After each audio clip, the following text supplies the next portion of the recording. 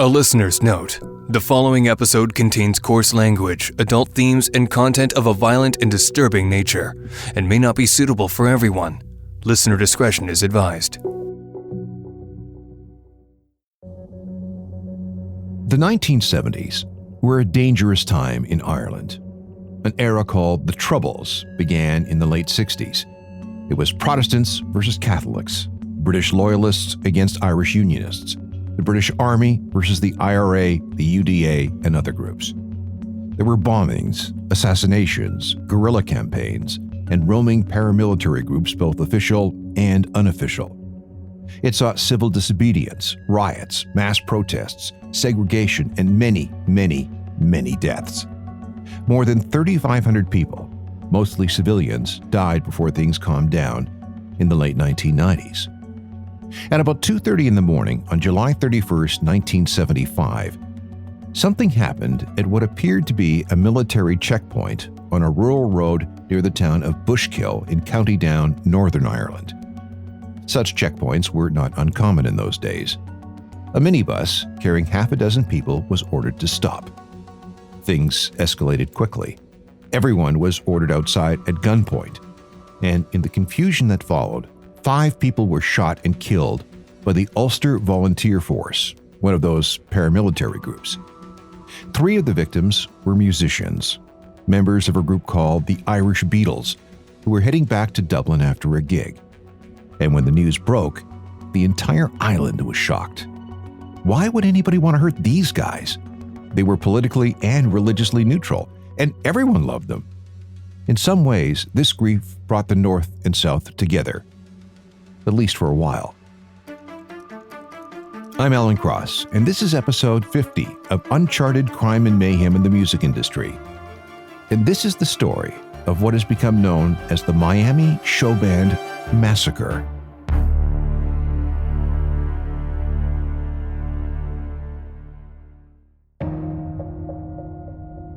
July 31st, 1975 was one of the bloodiest nights in the history of Irish music. In fact, it rivals some of the worst violence against musicians outside hits involving drug cartels in Mexico and South America.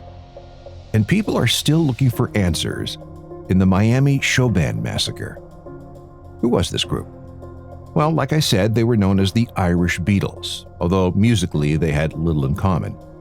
As their name implies, they were a show band, a cabaret act, a cover band, who played to packed houses in both the Republic of Ireland in the south and Northern Ireland in the north. They also had 7 number-1 singles on the Irish charts. The Miami Showband was formed in 1962 by an agent and promoter named Tom Doherty. He recruited players from an established group called the Downbeats Quartet and added a singer named Jimmy Hart. Now, why would an Irish group be called the Miami Showband? Well, because their first gig was at the Palm Beach Ballroom in a coastal town called Portmarnock. The thinking was, in Florida, Palm Beach was close to Miami. Ergo, the Miami Showband. Within a year, the group was one of the top cabaret and show bands in the country. In 1966, they were chosen as Ireland's entry in the Eurovision Song Contest. There were more hits, plenty of gigs, and a number of appearances on British TV. There was a schism in 1967 when 4 members left to form their own band, but were quickly replaced and had another number-1 hit with their cover of Simon Says by the American bubblegum band, the 1910 Fruit Gum Company. The group was popular in both the North and the South, and with Protestants and Catholics. They were proud to be completely above any religious or sectarian strife. Saxophonist Des Lee was quoted as saying this: "We entertained everybody. Didn't matter what color, what creed, or where we were playing, whether it was north or south at that terrible time in Northern Ireland. We looked upon it as giving 2 hours of fun to people to get away from the troubles." Despite the lineup changes, and there were a lot, the band's reputation and success continued to grow through the early 1970s. Shows at home were packed with screaming people.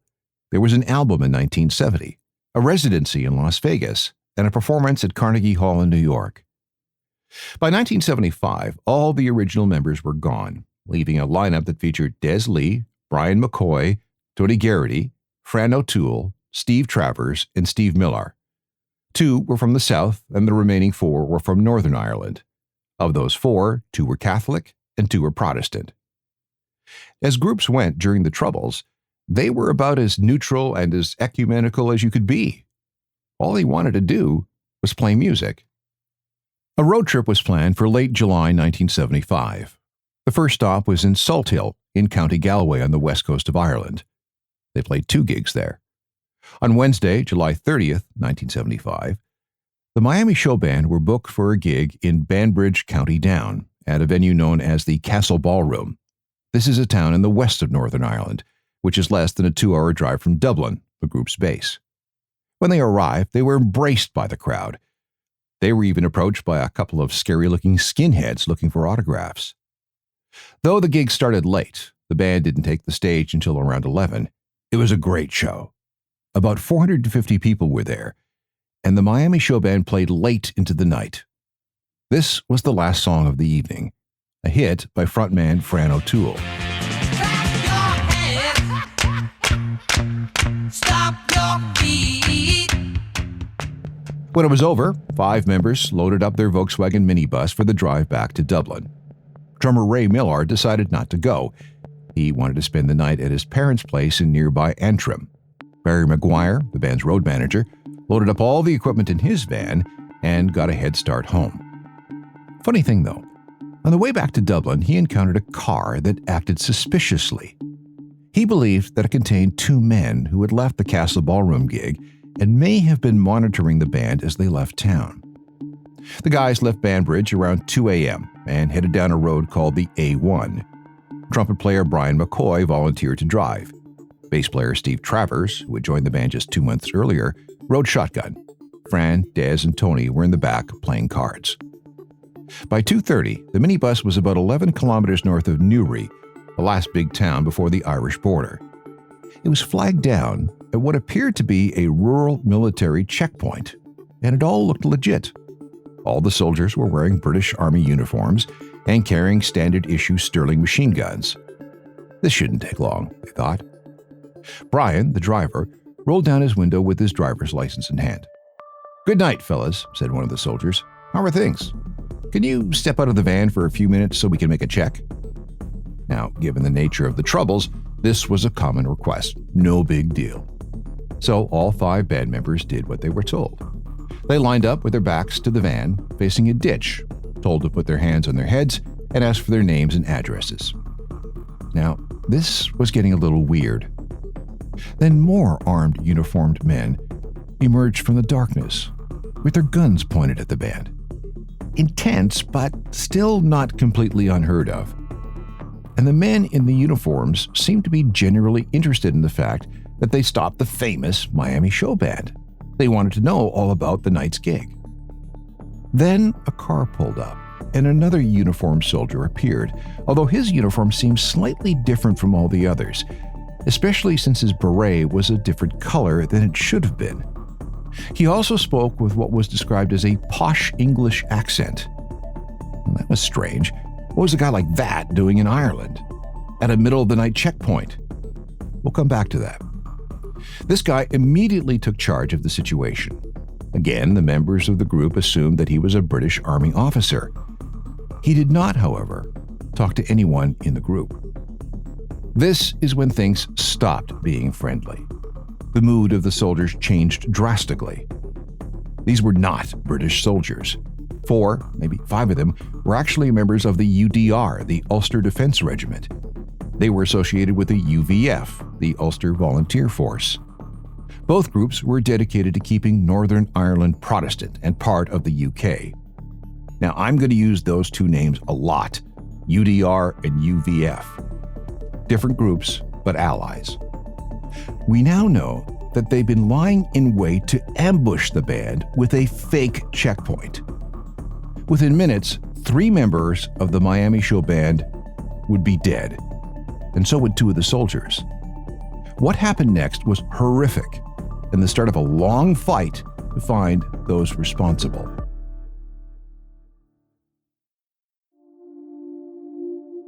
When the Miami Showband stopped at a checkpoint in the middle of the night on July 31st, 1975, They had every reason to believe that they'd soon be on their way, but that's not how it turned out.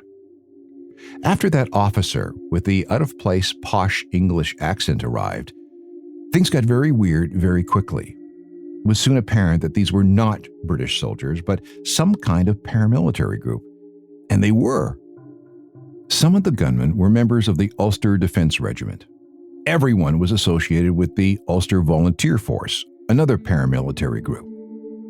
The fake British soldiers stopped the band's minibus with a deadly plan. As the group was being questioned on the side of the road, two of the gunmen, Harris Boyle and Wesley Somerville, slipped out of sight and tried to hide a time bomb in the minibus. It was in a briefcase that was slid under the driver's seat. The idea was apparently to send the group on their way and have the bomb go off somewhere along the route back to Dublin, maybe as it passed through the next big town, which was Newry in Northern Ireland, or perhaps somewhere south of the border in the Irish Republic. Here's the initial theory. Having the well-respected and much-beloved Miami Showband smuggle explosives into Ireland would be a coup for the North. It would look like the band were solely responsible for the carnage. It would also be a big embarrassment to the government of Ireland, proving that they could not control their borders. That would, they hoped, inevitably force the Irish government to strengthen the border, which would make it more difficult for the South's Irish Republican Army to attack the North. On the side of the road, the band members watched as the gunmen went through their stuff, including all their musical instruments. When bassist Stephen Travers asked that they be careful, one of the gunmen suddenly turned around and punched him hard. At the front of the minibus, the two guys trying to hide the time bomb had trouble. The briefcase wouldn't fit under the driver's seat. As they fiddled with things, they turned the briefcase on its side. Bad idea. Tipping the briefcase broke the soldering on the clock that was used as the timer, and boom! A very big boom. The explosion, which was heard 4 miles away, shredded the two soldiers into tiny pieces. Their bodies would be found minus heads and limbs. The minibus was also completely blown apart. This sent everyone else into a panic. The band members had been blown into the ditch and were lying there dazed. And then the order was given to shoot everyone. No witnesses. Trumpet player Brian McCoy was the first to die. He was shot in the head, 9 rounds from a 9mm Luger pistol. Singer Fran O'Toole tried to run, but he was chased down in a field and machine-gunned 22 times. Guitarist Tony Garrity also tried to escape, but he was caught and shot twice in the back of the head and several times in the back. Both men pleaded for their lives before they died. Stephen Travers was injured but still alive. He'd been hit by a dum-dum bullet. He lay in the ditch, pretending to be dead. Saxophonist Dez had been hit by one of the minibus doors when it blew off in the explosion. It knocked him into the underbrush, and he also pretended to be dead. But he was almost burned to death by a fire from a burning hedge that had been set alight because of the explosion. But before the flames got too close, the gunman had fled. It was Dez who hiked out of the ditch to the main road. He flagged down a car and got a ride to the nearest Northern Ireland Police Department, the Royal Ulster Constabulary in nearby Newry. Meanwhile, Stephen Travers was conscious but still dazed in the ditch, which was also on fire from the explosion. He later remembered, "I didn't know I was shot. I couldn't figure out why my stomach was so distended. There was this terrible silence. The ditch was still on fire. I was crawling among the bodies, talking to them. I wouldn't accept that they were dead. I couldn't stand up.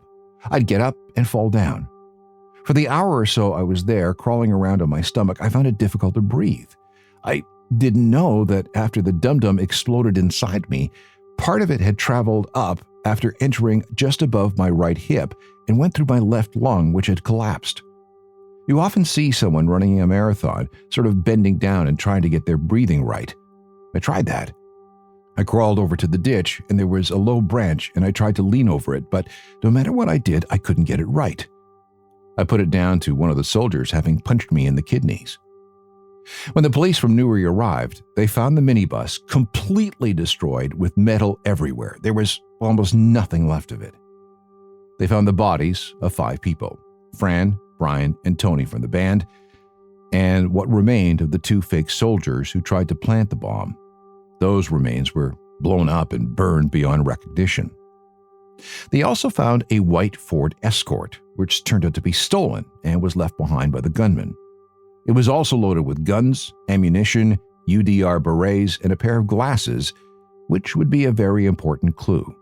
The car belonged to a man from Portadown, who also had links to the Ulster Defence Force. The other clue was a severed arm about 100 meters from the explosion. It had a UVF Portadown tattoo on it. That was how they identified one of the fake soldiers. His name was Wesley Somerville, a 34-year-old textile worker from Portadown who was a major in the Ulster Defence Regiment. The other fake soldier was identified as Harris Doyle, a 22-year-old telephone repairman by day and a lieutenant with the UDR when he wasn't working. It was later determined that he was involved in an earlier car bombing in Dublin in May 1974. He also had connections to the assassination of a woman earlier in 1975. Authorities also discovered that the guns had been stolen from a British munitions depot and had been used in previous killings. Meanwhile, Des and Stephen were in hospital, recovering from their injuries. They were questioned and gave descriptions of the gunman and their weird leader with the English accent. However, authorities didn't believe them about that guy. "You're mistaken," they said. Very strange. Why wouldn't they accept their statements? Let me read you from a statement issued by police in Belfast 12 hours after the attack. A UVF patrol led by Major Boyle was suspicious of 2 vehicles, a minibus and a car parked near the border. Major Boyle ordered his patrol to apprehend the occupants for questioning. As they were being questioned, Major Boyle and Lieutenant Somerville began to search the minibus.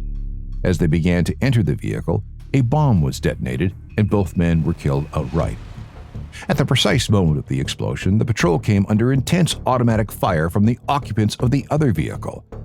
The patrol sergeant immediately ordered the patrol to shoot back. Using self-loading rifles and submachine guns, the patrol shot back, killing 3 of their attackers and wounding another. The patrol later covered 2 Armalite rifles and a pistol. The UVF maintains regular border patrols due to the continued activity of the Provisional IRA. The Mid-Ulster Battalion has been assisting the South Downs South Armagh units since the IRA 4-kill booby trap, which killed 4 British soldiers. 3 UVF members are being treated for gunshot wounds after last night, but not in hospital. But the statement also included this. It would appear that the UVF patrol surprised members of a terrorist organization transferring weapons to the Miami Showband minibus that had an explosive device of some description that was being carried by the Showband for an unlawful purpose. It is obvious, therefore, that the UVF patrol was justified in taking the action it did, and that the killing of the 3 Showband members should be regarded as justifiable homicide. Wow. The Miami Showband was being framed before the bodies were cold, and the plot went very, very deep. The attack on the Miami Showband rippled across not just the north and south of Ireland, but throughout England. It caused a serious diplomatic rift between England, the North, and the Irish Republic. Not only was the entire Irish Showband scene decimated, it basically destroyed the music industry and the dreams of young Irish musicians, but there were also retaliations. There was a bombing at a loyalist bar in Belfast that killed 5 people. A DJ loading his gear up after a gig was shot and killed, probably because he was a friend of Harris Boyle. A minibus full of Catholics heading to bingo was shot up, killing 2 people. That was probably the work of the UVF, although some authorities accused the IRA. 2 more Catholic men were shot at another fake checkpoint, most likely by the UVF. Meanwhile, the investigations continued. Shortly after the massacre, Lance Corporal Thomas Raymond Crozer, a 25-year-old painting contractor, was arrested and charged with being at the scene. It appears he was ratted out by one of his buddies. He confessed to his role, but wouldn't name any of his accomplices for fear of what might happen to him and his family. The next arrest came on January 22, 1976. Sergeant James McDowell, an optical worker and a member of the UDR, was arrested. Remember those glasses found in the stolen car? They were his. How did they know that? By analyzing the lenses, they discovered that they corrected a vision problem that shows up in only 1 in 500,000 people. So that made him rather easy to find. He later confessed to being part of the gang. In 1980, a former UDR soldier named James Somerville, a truck driver and the brother of Wesley Somerville, the guy who died when the bomb went off, was charged with several counts of murder and sentenced to 4 life sentences. None of the other gunmen were ever found. But what about the apparent leader of the group, the posh Englishman with the different colored beret? He was identified as Captain Robert Narek as the probable organizer of the attack. There were also allegations that he deliberately detonated the bomb to get rid of a couple of his guys. There's lots of evidence to suggest Narek's involvement, but there were many people who disputed that he had anything to do with the massacre. And then we get to a man named Robin Jackson, also known as the Jackal. He was a UVF leader and a member of the Royal Ulster Constabulary, the official police force. A theory emerged that he planned the attack in order to wipe out trumpet player Brian McCoy for refusing to carry out some attacks on behalf of the UVF in the South. When McCoy told Jackson to get lost, Robin decided that Brian and the whole band had to go. So here's the frame-up again. Plant the bomb in the band's minibus and have it go off in a populated area, thereby showing that the Miami Showband was actually made up of IRA terrorists who were on a mission to blow up the Royal Ulster Constabulary barracks. Jackson may have been present at the checkpoint, and his fingerprints were found on the 9mm Luger used to shoot Brian McCoy 9 times in the head and back. Another investigation claimed that the Miami Showband killings were part of a wave of almost 100 attacks planned and executed by the Glenann Gang, a secret alliance of loyalists. The bomb used in the massacre may have been made on the farm of one of its members and then transferred to the checkpoint by Robin Jackson. Years passed. Stephen spent months recovering and ended up with a lingering case of PTSD. In an attempt to escape, he left Ireland for London and stayed there until 1998. The elusive Captain Narek, the alleged posh man, was never found. He was abducted and killed by the IRA in 1977. But again, his body was never found. The Miami Showband got back together in 1976. Crowds were bigger than ever, but without the 3 members who died, it felt wrong. In 1988, the 3 men jailed in the massacre were released as part of a peace deal, but the investigations continued. In December 2011, something called the Het Report was released. This was from the Historical Inquiries team. It confirmed that Robin the Jackal Jackson was connected to the Ulster Police Force as a special agent. This linked him to the British state, and as such made him untouchable for political reasons back in London. The conclusion was that these terrorists, via Jackson, the UVF, and the Ulster Police, were ultimately connected to British intelligence. And if British intelligence was involved, who else knew? Whatever the case, the reason for the attack remained the same. Frame the Miami Showband as IRA bombers, forcing the South to enforce border crossings even more stringently, thereby keeping the IRA from moving north for terrorist attacks against Northern Ireland. Now, think about that. The British government may have been indirectly involved in the planned assassination of a popular Irish rock band. In December 2021, 10 years after the Het Report was released, the families of the victims of the massacre filed a civil action against the police and the British Ministry of Defence, accusing them of collusion. And get this, they settled for £1.5 million. But nobody admitted anything. Stephen Travers, who never stopped pursuing the truth, had this to say: "Far more sinister people were involved. So-called experts concentrate on individuals, but that is just a very clever deflection. It was policy from the very top. Some of the bravest men I met were in the Royal Ulster Constabulary. There was a point in the chain of command at which good reports just disappeared." Robin the Jackal Jackson had about 50 murders attributed to him, all Catholics. But like I said, because of his connections, he was untouchable. He died at his home in 1998. The Miami Showband played their last gig in 2015. The Castle Ballroom is now a bingo hall. People still visit the ambush site. And on September 29, 2025, a special 50th anniversary memorial took place in Dublin. It was packed.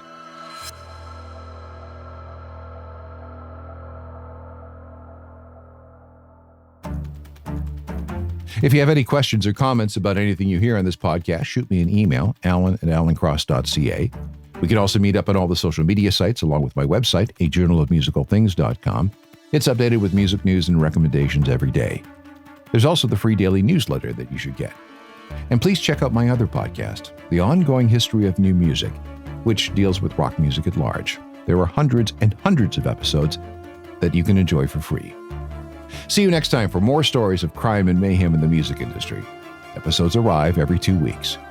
Technical productions by Rob Johnston. I'm Alan Cross.